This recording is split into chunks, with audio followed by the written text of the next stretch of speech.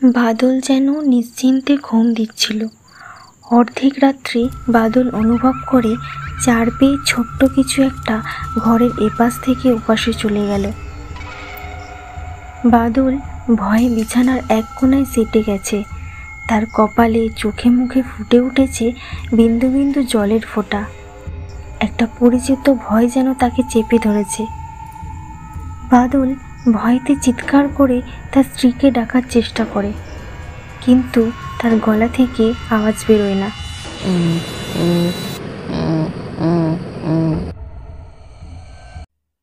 বাদল হঠাৎ অনুভব করে পিছন দিক থেকে ছোট্ট একটি হাত তার গলা চেপে ধরেছে।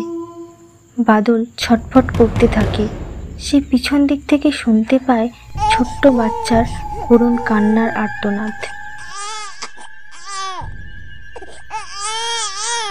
সেই আর্তনাদে বাদলের মনে পড়ে যায় সেই ভয়ঙ্কর রাতের কথা, যে রাতে কেবল তার চোখে ছিল ঘৃণা আর ঘৃণা, মেয়ে সন্তান হওয়ার ঘৃণা।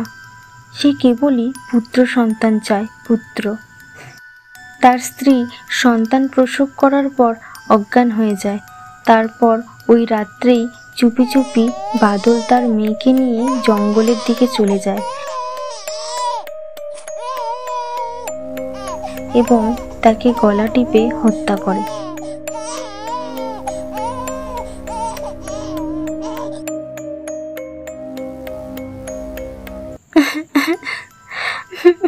আমার বাচ্চা কোথায় গেল? বলো, আমার বাচ্চা কোথায় গেল?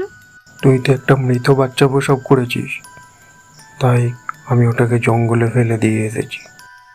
পরে স্ত্রীকে সে এই বলে সান্ত্বনা দেয় যে সে মৃত সন্তান প্রসব করেছে। সেই ছোট্ট হাতটিকে ছাড়ানোর বাদল প্রাণপণ চেষ্টা করতে থাকে, কিন্তু পারে না।